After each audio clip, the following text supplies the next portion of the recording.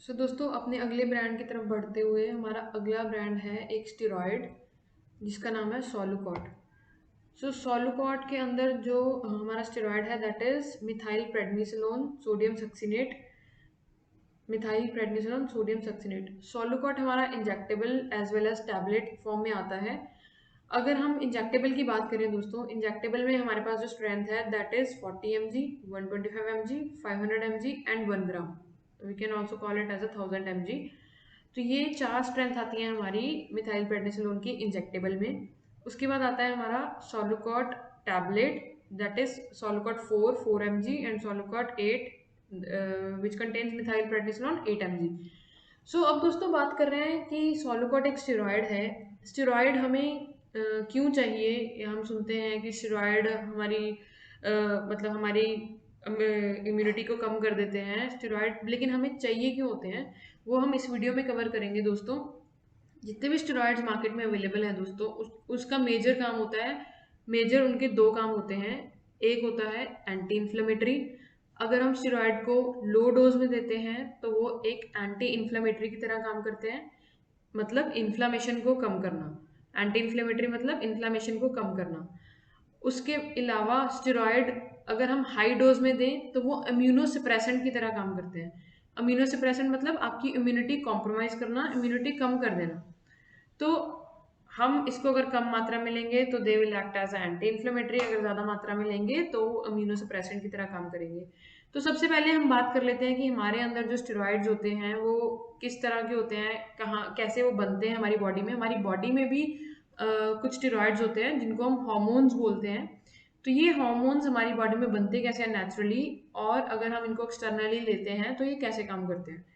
तो सबसे पहले हम थोड़े बेसिक्स आज इस वीडियो के अंदर पढ़ेंगे दोस्तों कि सोलुकॉट के बेसिक्स क्या हैं।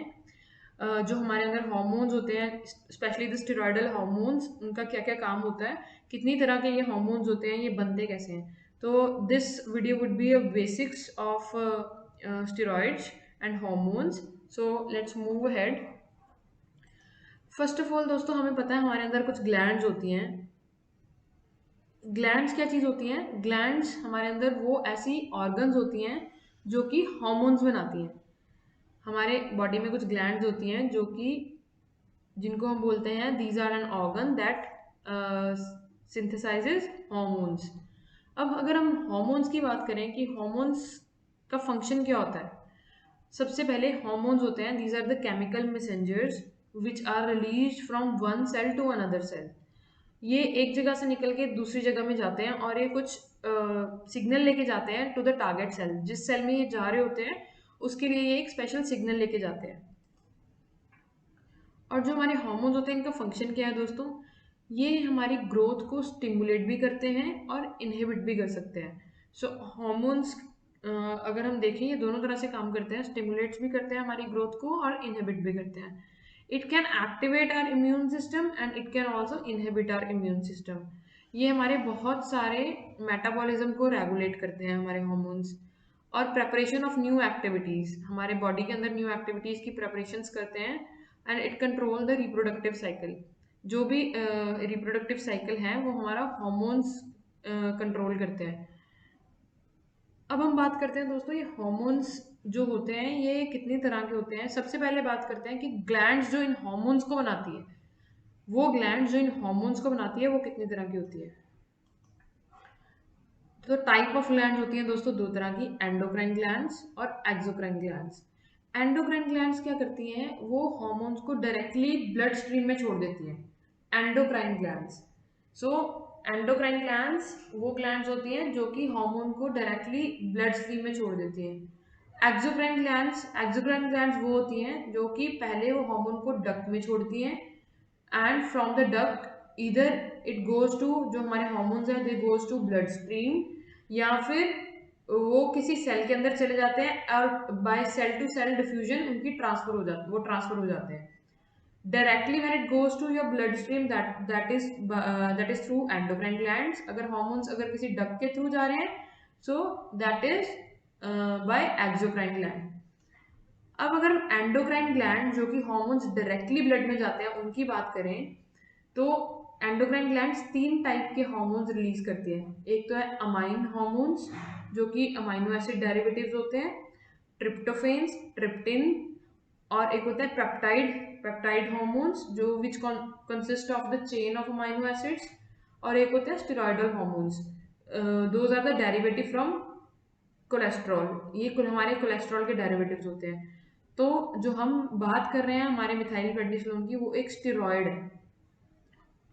So endocrine glands releases 3 kind of hormones, that is amino hormones, amino derivatives, amino acid derivatives, peptide hormones and steroid hormones.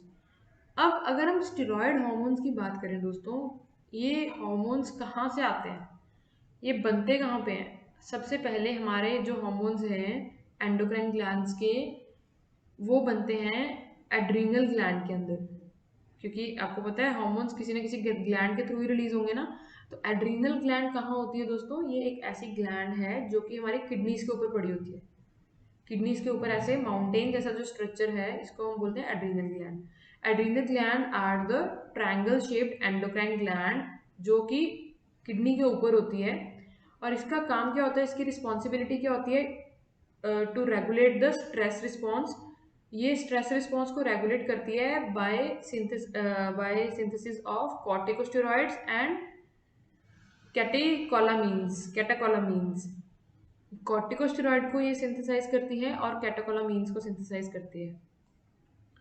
तो हमें पता लगा कि हमारे जो एड्रीनल ग्लैंड है उसकी पोजीशन क्या होती है। ये एक एंडोक्राइन ग्लैंड है। एंडोक्राइन ग्लैंड मतलब डायरेक्टली ये ब्लड सप्लाई के अंदर हार्मोन्स को छोड़ती है। और ये कब काम करती है? ये स्ट्रेस रिस्पॉन्सेस के अंदर काम करती है। और ये क्या बनाती है? कॉर्टिकोस्टेरॉइड बनाती है और कैटेकोलामीन्स बनाती है।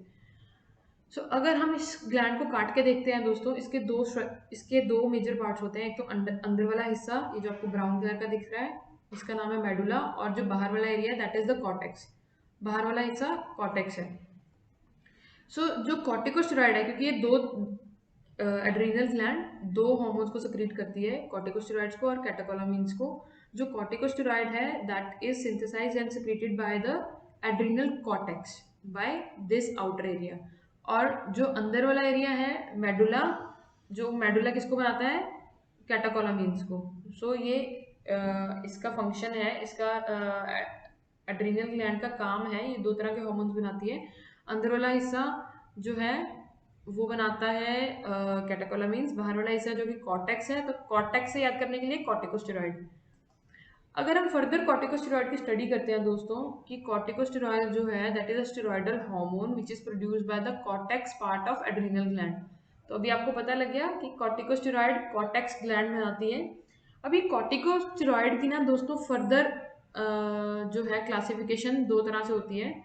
ये कॉर्टिकोस्टेरॉइड्स होते हैं जो फर्दर कन्वर्जन होती है इसकी, that is in the mineralocorticosteroid, एक ग्लूकोकॉर्टिकोस्टेरॉइड। दो तरह के कॉर्टिकोस्टेरॉइड्स होते हैं, मिनरेलो कॉर्टिकोस्टेरॉइड, ग्लूकोकॉर्टिकोस्टेरॉइड्स। मिनरेलो कॉर्टिकोस्टेरॉइड होता है एल्डोस्टेरॉन, और ग्लूकोकॉर्टिकॉइड्स के अंदर आते हैं अपना प्रेडनिसोन, प्रेडनिसोलोन, कोर्टिसोन, डेक्सामिथासोन, बीटामिथासोन, जितने भी हमारे हार्मोन्स हैं, सोन जिनके पीछे लगता है, सुफिक्स सोन होता है, तो वो सारे हमारे ग्लूकोकॉर्टिकॉइड्स हैं, जैसे कि अपना मिथाइल प्रेडनिसोलोन। अब ये कॉर्टिकोस्टेरॉइड के फंक्शन क्या होते हैं?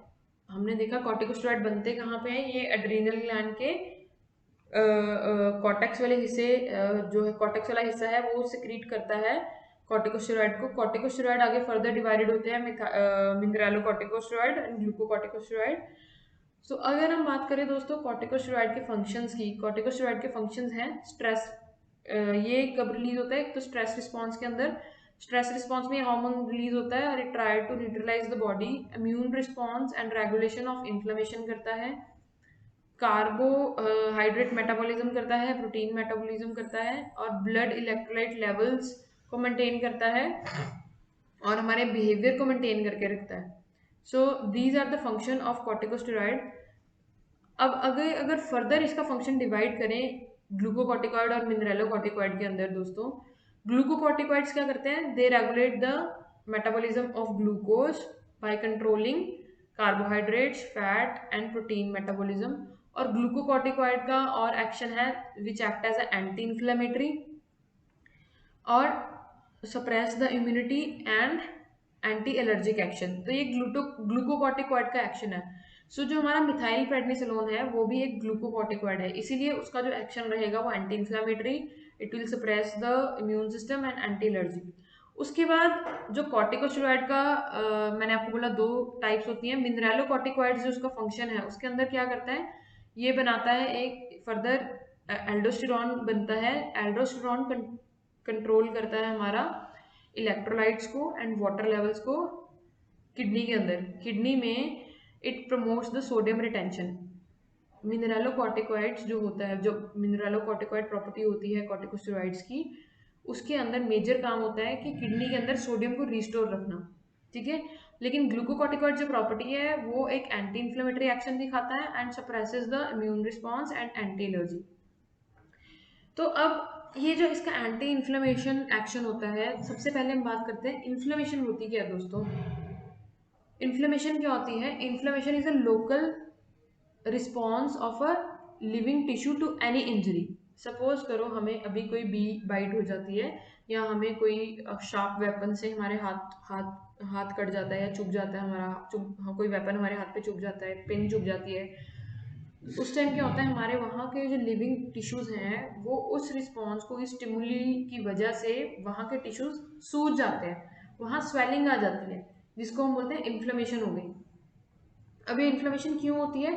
Through some chemical mediators, through some chemical mediators. So inflammation जब होती है तो कुछ केमिकल मीडिएटर्स बनते हैं। कौन कौन से केमिकल मीडिएटर्स बनते हैं? Histamine, prostaglandin, thromboxane, leukotrienes, PAF that is the platelet aggregating factors, interleukin 1 and TNF that is the tumor necrosis factor। ये सारे हमारे अंदर केमिकल्स बनते हैं जब इन्फ्लेमेशन होती है। All these lead to vasodilation, vasodilation and increases the vascular permeability। So this is how the inflammation occurs। At the site of inflammation बहुत सारे chemicals बनते हैं। तो अगर हम बात करें कि कोई भी हमारे अंदर ट्रिगर फैक्टर आता है, जैसे कि मैंने आपको बोला कोई शार्प वेपन लग गया, दोस्तों ये इन्फ्लेमेशन होती कैसे है? इन्फ्लेमेशन का ये पाथवे है। सबसे पहले हमारे अंदर एक लेयर होती है फॉस्फोलिपिड लेयर।